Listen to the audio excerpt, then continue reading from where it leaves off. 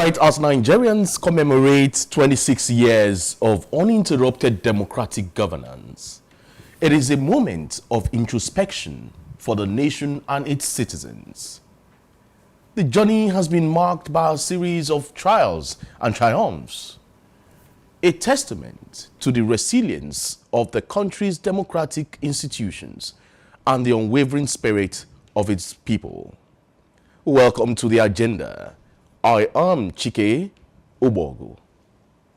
Well, Thursday, June 12, will make it 26 years of celebrating democratic rule uninterrupted in Nigeria. Well, it is the Fourth Republic. It's not just about looking back at the past, but also about safeguarding the future of democracy in Nigeria. Have you read this book, How Democracies Die, by Stephen Levitsky and Daniel Ziblatt? It serves as a reminder of that the fragility of democratic systems. It delves into the historical precedents of democracies around the world and the patterns that lead to their demise. The authors, through their extensive research, highlights the importance of strong institutions, the adherence to democratic norms, and the role of civil society in preserving the democratic fabric of a nation. In the Nigerian context, the book's insights are particularly relevant. The nation has faced challenges that have tested the strength of its democracy. When you talk about ethnic tensions, economic disparities, and even political upheavals. Yet, Nigeria has managed to maintain a democratic trajectory, a feat that is commendable given the global trend of democratic backsliding. Joining me to discuss this more on the program this morning, Dominion Brokers Group in-house analyst John Izuchukwu. John, good morning. It's good to have you here on the agenda. Chike, it's my pleasure. Good morning. We're looking at 26 years of uninterrupted democracy, the future of Nigeria after this. But before I bring you on, let me ask you this. If a child whose parents struggled to ensure he got all the necessary learning resources from kindergarten to postgraduate level does not have anything to show for it after 26 years, would you say such a child should be a colossal waste of investment, John? Certainly. Certainly. Certainly. It means the child has not done well. Okay. It also a reflection that the child has not taken responsibility. Okay. Because if you have the enabling environment, you have the resources to be able to learn well and to come out with the best, and you have not taken advantage of that, it means that, one, you do not value the commitment of your parents. You also do not have a sense of responsibility towards the next generation, because it should not begin and end with you. So you must do something with what you are was handed over to you, so that you can have something to give to the next generation.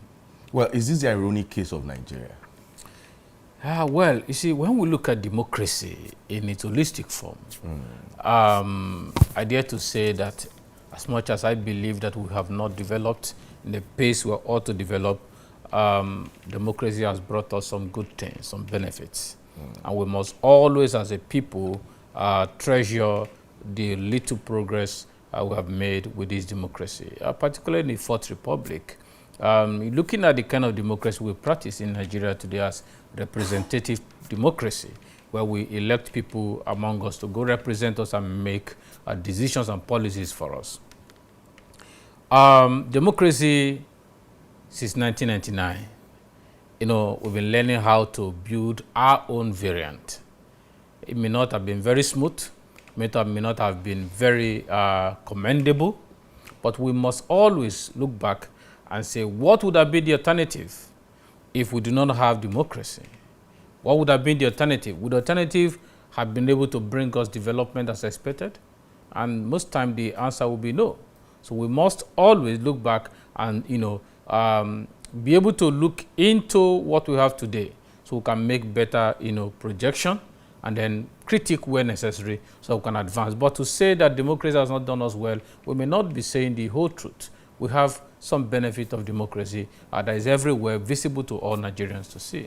Well, mothers who once fed their children with eggs, because of their inability to afford other proteins, can no longer afford to buy eggs. Pomo, which is said to be of no nutritional value, has become a luxury in most homes in Nigeria. Families now turn to tomato paste and ground pepper in place of fresh tomato and pepper. By October 2025, as a country, we would have clocked 65 years of independence, where we will have celebrated 26 years of democracy on June 12, which is Thursday. Yet, some are of the opinion that we are not really independent if a handful of our youth are finding the nearest escape route for a better livelihood abroad, which includes education and work. Or even the wealthy and politicians are traveling abroad to countries that have good health facilities. These are not democratic. Or do you think otherwise, John? Is this democratic? Well, you see, migration is as old as humanity himself. I didn't talk about migration. No. You talked about purposely people. Use the word escape route. Now, listen. Whether they escape or not, it is still migration. Causes of migration may differ from country to country. Okay. But when we look at it, people migrating from one country to the other, particularly Nigerians and the see, Chike, we must understand that the syndrome, the Japa syndrome, is not today's syndrome. In fact, it dated as far back as 1984. And then has been formalized now. The Andrew, I don't know if you are aware of the Andrew phenomenon that time. Yeah.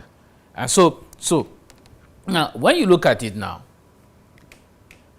we will not measure democratic gains by just these two indices, migration and economy, particularly the cost of living of the average Nigerian.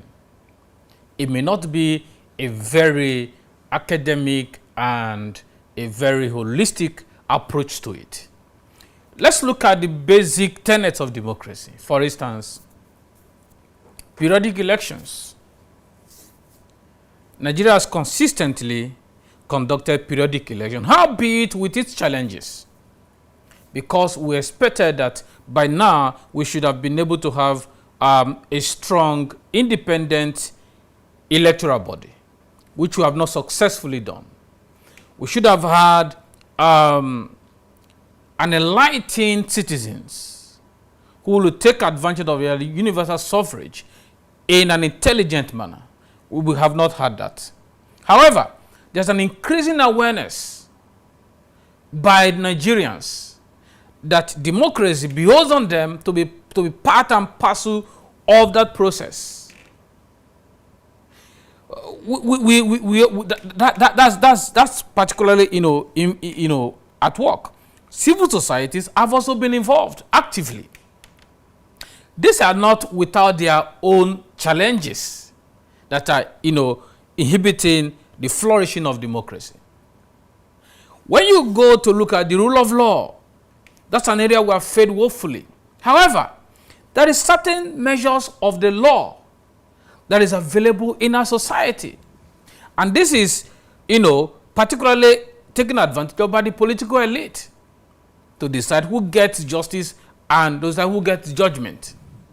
When you look at accountability, civil societies are now beginning to hold government accountable.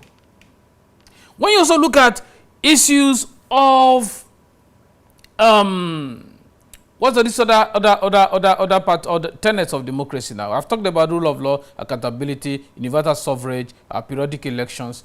I think there's one other more. Now, all of this, it tells you that human rights, for instance, the freedom of press, freedom of assemblage of people. All of these are benefits of democracy. There was a time in Nigeria you cannot have a conversation that is in total deviant from what the government expects. But today, democracy has given us that platform. I'm coming, Chike. But when you look at the economy... Hold on. I remember you on this set talk about the uniqueness of the democracy practiced in Nigeria. Certainly. That it is out of the normal tenets of democracy. Very true. Is a unique one. Very true.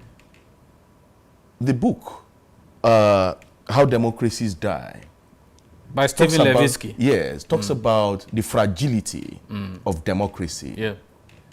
Now, has Nigeria been able to surmount that fragility in the past 27 or 26 years, or are we still playing the trial and error card? Now, well, let's look at the older democracies. Are they perfect? I just heard the other day that judges in America their houses were burgled by the state. I'm just trying to tell you that, look at it, we cannot be parochial, because we are trying to bring a balanced view so that our citizens can, understand and make informed decisions.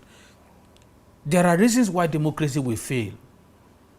For instance, this one-party system that is going to drive us into an authoritarian kind of democracy will make democracy fail.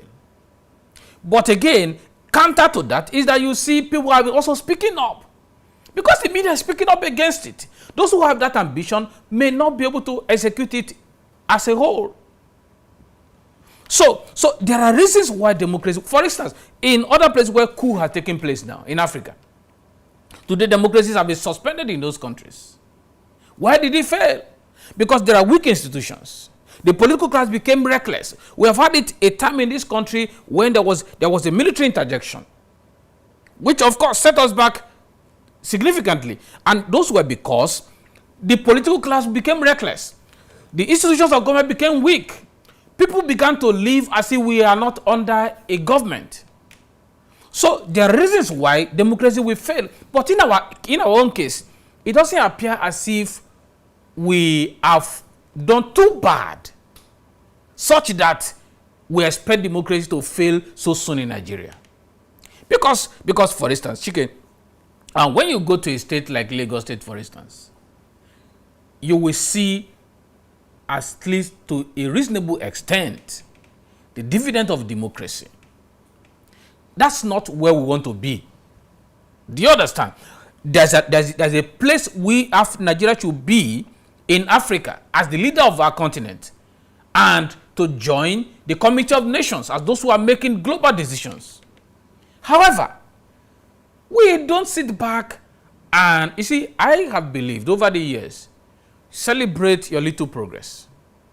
It gives you morale to do more, to tackle, take on big challenges. It is true, Nigeria is far from being developed.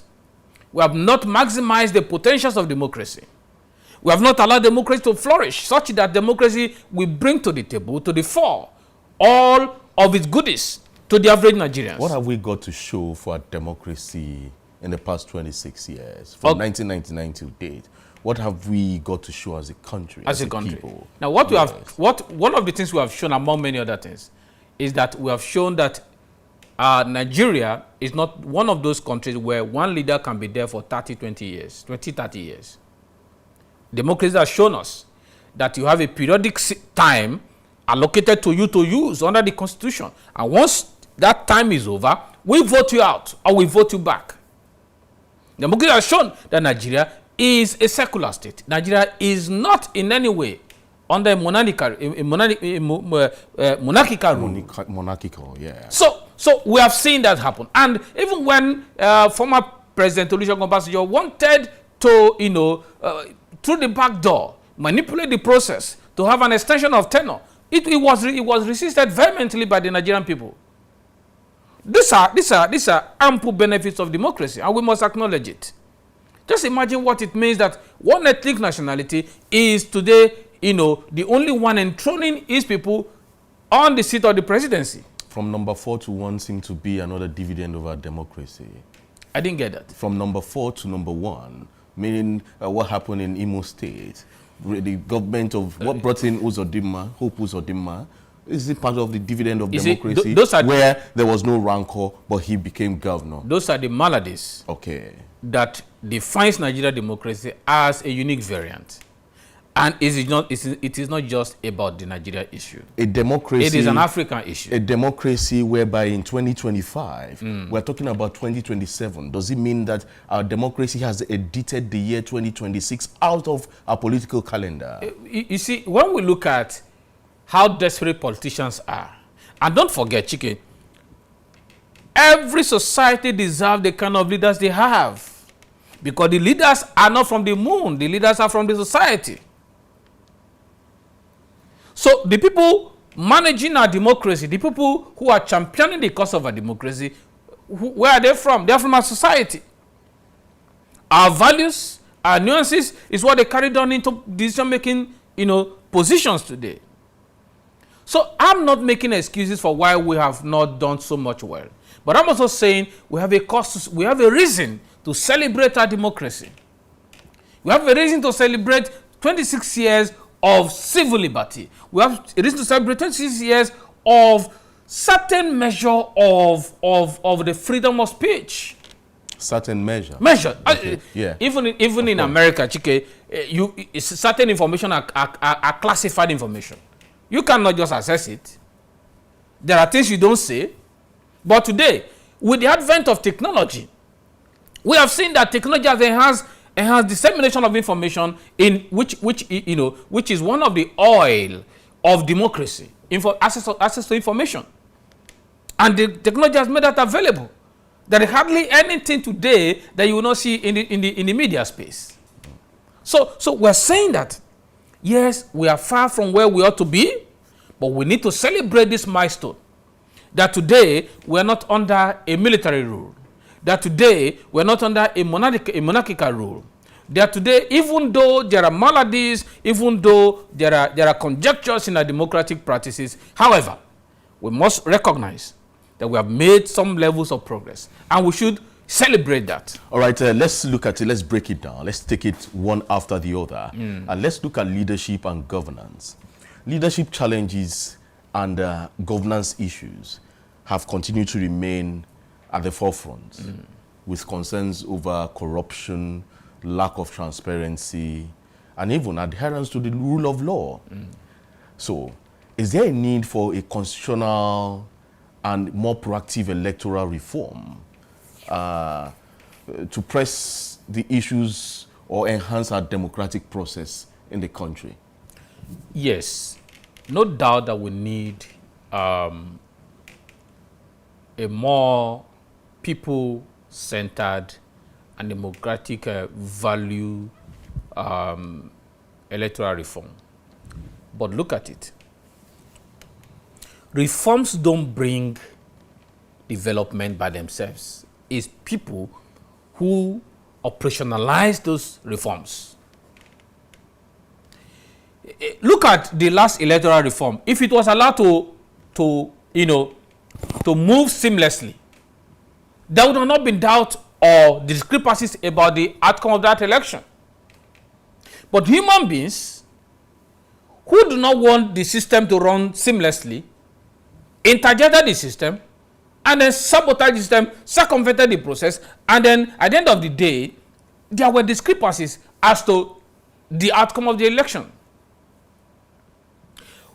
If we are going to resolve our leadership crisis, it will begin at the level of the political party. The political party primary elections determine flag bearers at all levels. So, if you have non-entities at the political, at the ward level, deciding who to become a flag bearer, at the end of the day, you have no choice than to make decision on the persons who are brought to you by the political party. And we have not grown enough to say we are voting or we are going to elect a candidate who is running on the platform of no political party.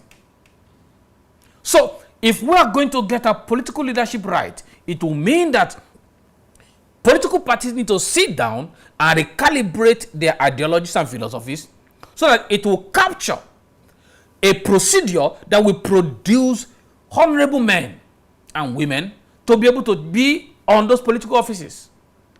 And then you have the second leg to that. You have a conscientized, educated, critical mass of the Nigerian citizens who can now evaluate people based on their past performances and on their strength of character, and not on the amount of money that is brought to your table, and not on basis of religion and ethnicity. If your stomach is a factor in deciding who becomes your leader, your religion and ethnicity it is a factor, at the end of the day, you will choose the wrong person. And that's why I have said again and again, I'm one of those who believe every society deserves the kind of leaders they have. Because we throw them up. They are part of us. We make available rooms for them to emerge. So, Chike, if we are going to solve our leadership crisis, it is not going to be by fiat. We all must be involved.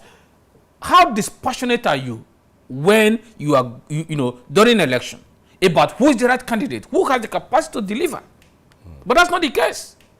So you have people who have corruption cases hanging on their necks, but because they're your brothers, then you ignore it. You say, let's vote for him. Because they enter your political party, they become saints. They enter sainthood. That's also part of what I've said, at the beginning, that political parties need to be restructured, reformed, to accommodate the future that we are looking for. Because these are still the platform that will throw up people for you. If you have 5 candidates who are all with very terrible past, there's nothing you can do, is to make a choice among the 5 bad persons. So, but we have a political party that, that's why civil society and the media should pressure the political parties. They need to reform. You can't throw up people of no character. People we know have very terrible antecedents. And then you force them on us because at the end of the day, we have to go through this electoral process. So to resolve a leadership issue or leadership crisis, as it were, it will take time in our democracy. You see, time is a factor of relativity. Okay. The citizens and the political parties have a major role to play. If today, one Mr. Akintunde is a more credible person, I will not vote for a Chukwemeka because you're my brother. That's the mindset. Because to what end is that you are my brother and you can't deliver? Credibility over nepotism. That's what it is. Okay. But today, that's not the case with us. And don't forget, let us also not deceive ourselves that we can completely rule out biases, ethnic biases, ethnic prejudices. There's political sentiments. It will be there. They're there. But what should be overridden is competence, is credibility, is strength of character, is what will this person represent internationally for the Nigerian people, for over 200 million persons. Nationalism is also key. Yes, you see. Someone who has the nation at heart, who would bring everybody together and say, yes, this is the Nigeria of our dreams. Yes, we have debated again and again whether there are 2 nationalists, because what you have is ethnic enclaves, ethnic nationalities, and even religious biases. People who are championing their ethnic agenda. Because we're also non-nationalists. We are looking now at ethnic and religious diversity. You see, Nigeria's rich ethnic and religious diversity, while a strength, also presents its own challenges in creating a sense of national unity. Ethnic politics and tension, especially those that are very evident during election periods, many have said need to be managed well. If well managed, can it foster national cohesion? Certainly, Chike. Now, how do we then manage? America is today referred to as the melting point of ethnic nationalities. So how do we manage us in Nigeria? Now, this is what it means. Melting point is that when you come as a Japanese American, Yeah. an African American, a Spanish American, Jewish American. Jewish American. Yeah. The moment you come into America, your nationality is swallowed up in the American dream. You keep your identity, right? But there's an American dream that is overriding. And all of us, we merge ourselves into the American dream. But that's not our case today. Our case is that we have political leaders who amplifies our ethnic nationalities and do not see that we can't survive without the other. They want to pitch one against the other.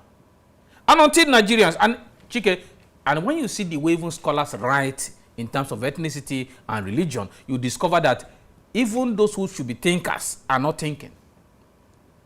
You will see ethnicity from the line, from the lens of what they are written. Okay, so John, there is what I say a course, C-A-U-S-E, for a course, C-O-U-R-S-E. So if there is a course for a course, then something would have triggered this ethnic and religious bias ab initio. Do you think, like you just posited, that many scholars who are supposed to think positively are also in that swamp of ethnic bias and ethnic bigotry? Don't you think that as a people, as a country, the 1967 to 1970 Civil War remains an injury that is yet to heal, hence causing ethnic bias in the country? You have a point, but again, we must look at it from this perspective.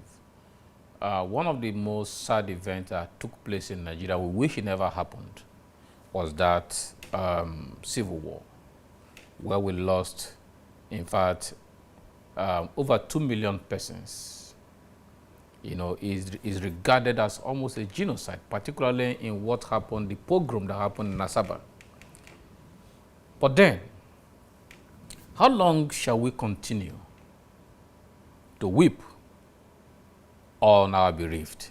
Because the factors, some will say the factors that led to that coup, and even the post-Civil War, let me land. Nobody has come together to even find a cohesive mechanism. You see, before the war, yes, Nnamdi Azikiwe won election, the regional election, once sat some seat in the West. Under the NCNC. Under the NCNC. Yes.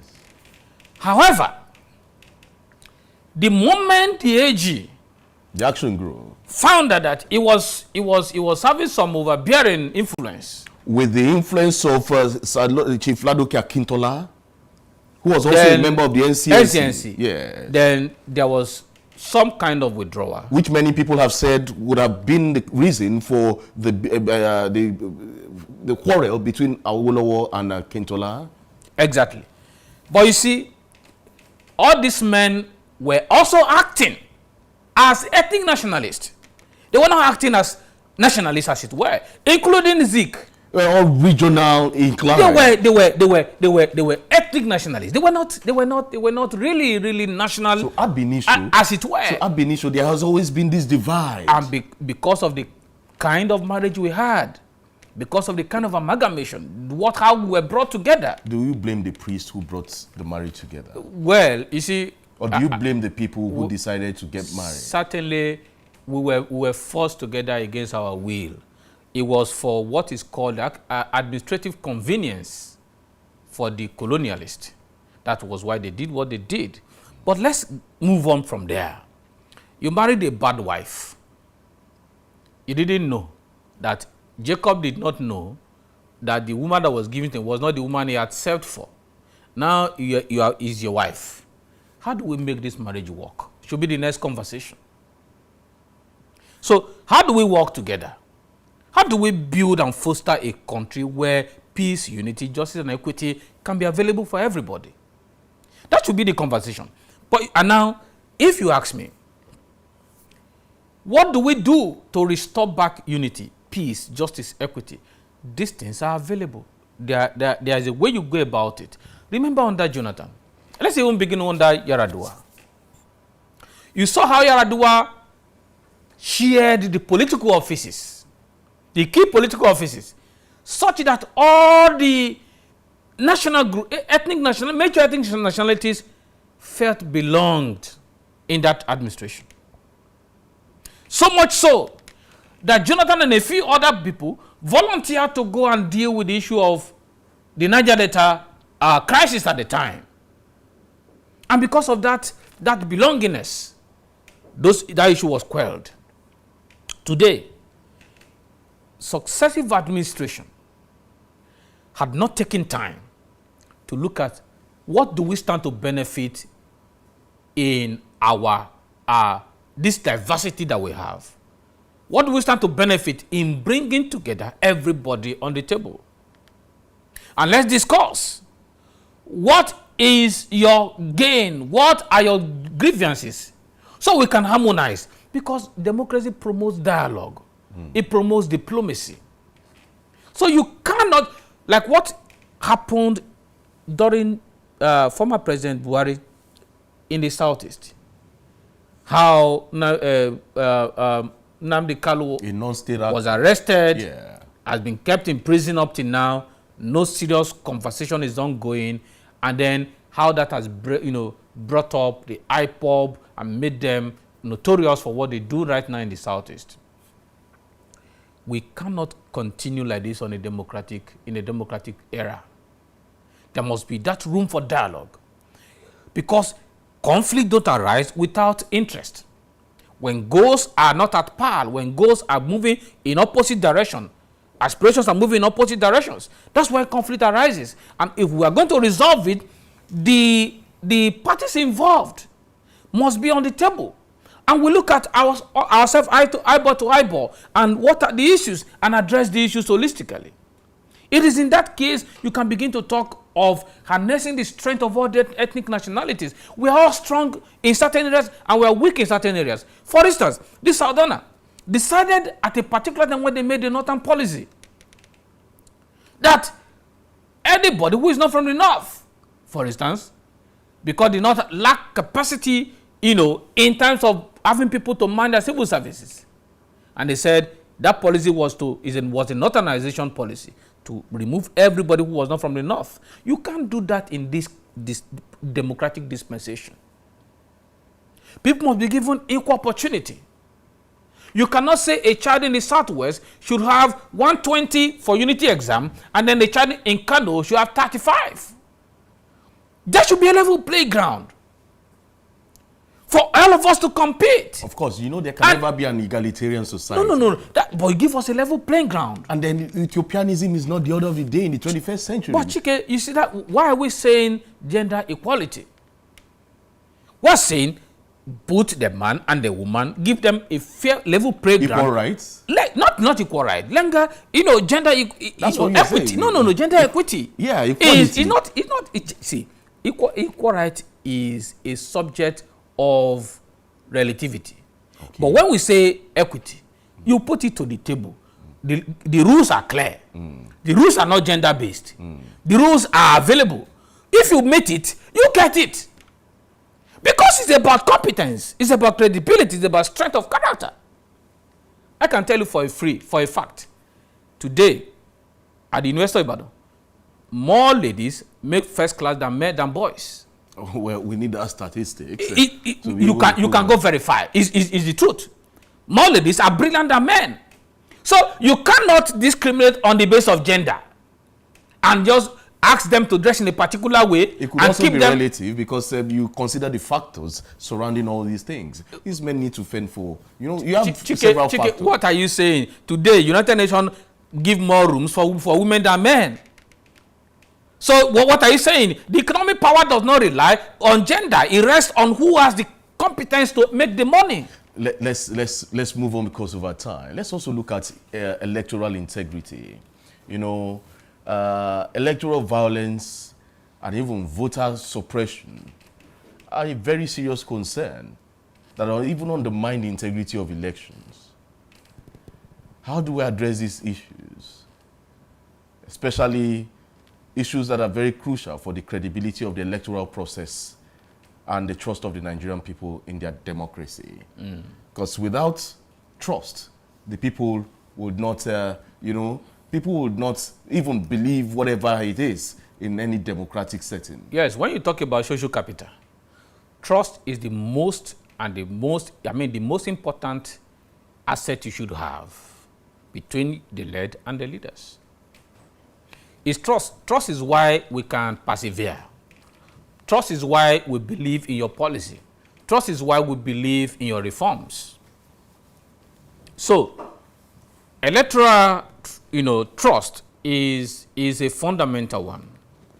And what that means is that we need an umpire that will be neutral for the next, for future elections in Nigeria. An umpire that will not be bought over by the ruling party. But again, Chike, it is difficult to have such umpire because, for instance, INEC is funded by the federal government, by the ruling government. The leader or the chairperson of INEC and the electoral commissioners for all the states are elected officials of the sitting government. That makes it difficult.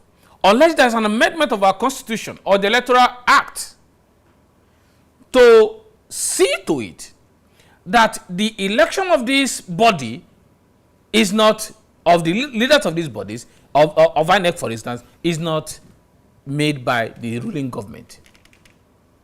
And then the funding of this same body, just as you see the challenge we're having today with the judiciary. Because he who pays the piper dictates the tune. The man who is paying your bill can, if he's not a straightforward person, can decide what to do with the policies of the institution. Those are the challenges. So if we're going to have electoral, a process that is free and fair, credible, you will need an INEC that is honest. We do not want to repeat an INEC that is totally independent. So if we compare the INEC of Humphrey Nwosu of 1993 and you compare to the INEC of today, would you say they're more credible in the past than today? They are not. Even the past, Humphrey Nwosu failed. He failed himself and failed Nigeria. How? Yeah, because at the point where he could not stand to defend what is right, what is fair, what is just, and he caved in. In a military regime. Chike, a service to your nation, if it cost your life, it's worth it. It plunged several millions of Nigerians who trooped out. Do you know how many people died in protest? So let's get something right. And so if one man had died in defending our rights. Yeah, let's get something straight. How did Humphrey Nwosu get into the mess at that time? Election results were out. It was looking so overwhelming for MK Abiola as the winner of the election. Humphrey Nwosu did not annul the election. However, it was Ibrahim Badamasi Babangida who annulled that election in a nationwide broadcast. So, how did Humphrey Nwosu become the victim here? Chike, by the time he saw that MK Abiola had won this election, yes, what stopped him from announcing the election? The result of that election. He had the head of state who was in charge. That's the point. It was not the duty of the head of state to declare the winner. Chike, you see, remember, we're talking about democracy. This is my. So this was not in a democracy. This is okay, my. So let's get it straight. Hold on. This was not in a democracy. This was in a military rule. Chike, this is my opinion. This is my opinion. Now, when Saddam Hussein was to bomb the World Trade Center, the pilot said. Saddam Hussein, you mean? Yes. Or Osama bin Laden? So Osama bin Laden. Okay. Osama bin Laden. Yeah. The pilot decided to, because of the love of their country, instead of us to head here, it used to be a colossal damage to our nation. Let's go elsewhere. We prefer to die instead of us destroying our national asset. If you value those who died after that annulment, and if Humphrey Nwosu had decided to stand up and say, well, this is what it is, and we don't care. Just imagine that. Do you know how much pressure was upon Jega during the election that removed Jonathan? He was under intense pressure, but he was a man of conscience. He would have declared that election for Jonathan, and then you go and die, and nothing will happen. You will kill yourself, and then the military will come and step into it, and now it will be over after a while. And Jonathan will continue. Nothing will happen. But he was a man of conscience. He was a man who pedestaled humanity ahead of himself. He was willing to be a sacrificial lamb. At the end of the day, he became a hero of that election. So I felt Humphrey would have honorably declared the election and offer himself to be killed. They would still not have killed him. So if Humphrey Nwosu had declared the winner of the June 12, 1993 election and says MK Abiola had won the election, and then the CNC, the Commander-in-Chief of the Armed Forces, that's retired General Ibrahim Badamasi Babangida, will come out again on a nationwide broadcast and say this election has been annulled. Does this still make any difference from what happened? It would not have been an annulment. It would have been a coup, because a president has been declared. It would have been a coup at that point, and then the narrative would be different.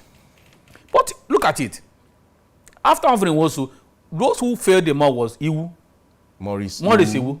Okay. It was his like this current INEC chairman. I think they have a semblance. They are towing the same path. Yakub Mohamud. They towing the same. I think they have the same philosophy of how to manipulate electoral process. That's what it is. We don't have any. No, Chike. These issues are in public. You don't have any empirical evidence to prove that Mahmoud Yakub has manipulated any electoral process in Nigeria. Chike, these issues are in the public domain.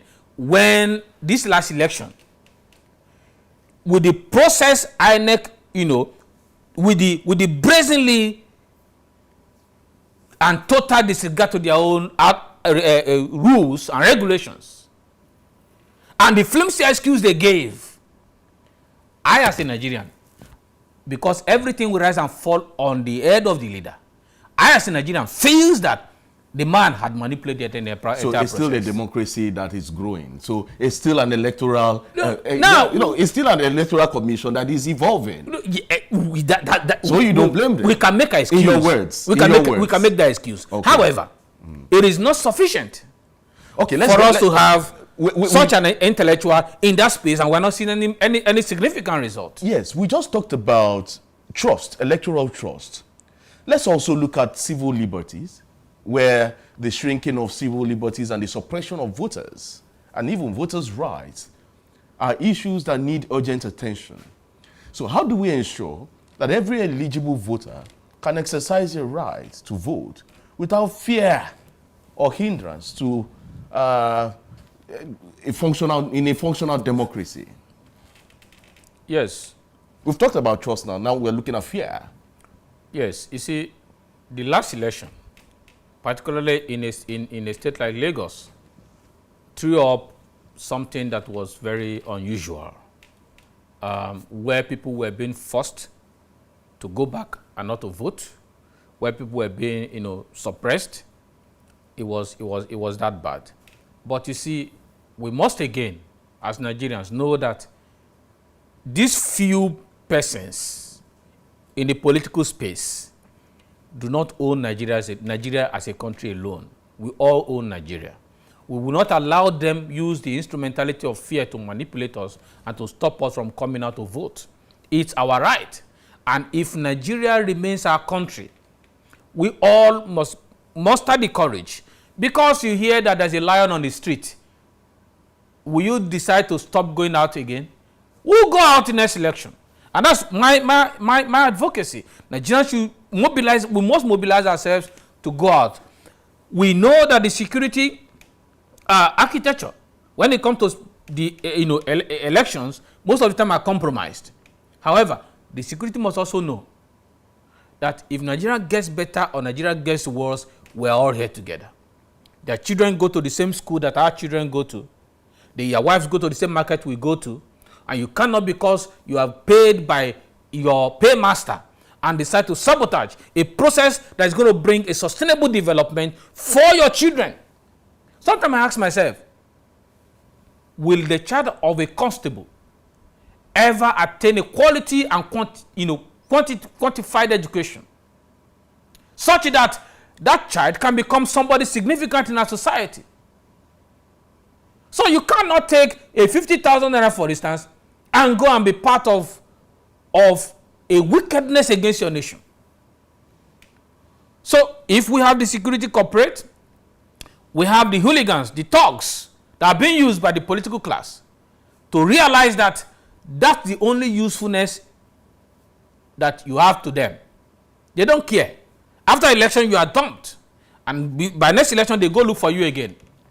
So if you wake up and you realize it, we all will now put our hands together to build a formidable nation, an electoral process that will throw up and bring to us the people we desire to man leadership in our country.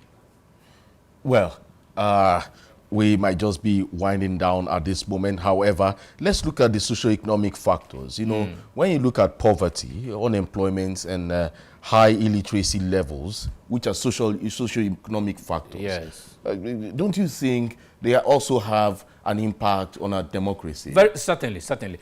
That's why we're saying that if you have a critical mass that are educated, a critical mass of Nigerians that are educated, I mean, when we say educated, it doesn't mean you have master's degree. You have basic education and you are empowered to be able to help yourself. It will help in decision making as to who should be in any office. It will help in deciding, critically thinking, who is this person? Can this person deliver? You will hold your local government chairman accountable when there are more people who can now question. And that's what we're saying. Even the religious class should stop using religion as a tool to manipulate and control people. People should be able to, it's because when you raise the people who are cowards, people who can't ask questions, they're always timid. That's not good for democracy. We should be able to walk up to our local government chairman and say, Oga, I heard you collected the last month allowance, but you have not done anything. What are you doing? They suddenly turn themselves to emperors. You see, you can't... Playing on the, capitalizing on the poverty of the people. Yes, you see, nobody wants you better if you don't want yourself, if you don't want to get better. These guys will not be there ordinarily to want things to work. We will mobilize ourselves and demand that things has to work. That's what we are going to do. We have to mobilize ourselves and say, Oga, you are commissioner from this community. What have you done? We have to leave now, but I asked a question earlier which you didn't address. We're in 2025. Yes. The next general elections will be in 2027.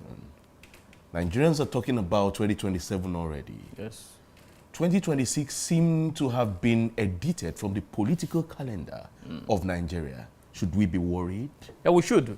We should. Again, but you see, the political gladiators, they need to put enough preparation on ground because this current leadership, there's a gap, there's a deficit of legitimacy. And they know that can affect the outcome of this election. Okay. And what they're trying to do is to ensure that all the knots are tied because they do not want to give to chance any opportunity. So it's not a good thing, but we expect that we should expect that. In 2015, 22 state governors endorsed Goodluck Jonathan. Yes. And then he eventually lost that election to Muhammadu Buhari in 2015. And as we speak now, today, 22 governors have endorsed Tinubu. Is there a deja vu? Mr. President Bola Ahmed Tinubu is not a regular politician. Okay. Jonathan was a regular politician. He was an administrator. He was somebody who had up idea the values of democracy. The current president does not play by the rules. And I don't think that's a cause to worry because it makes no meaning. You may not expect the same trend at the end of this election. The journey of democracy is ongoing, and each citizen plays a vital role in its preservation.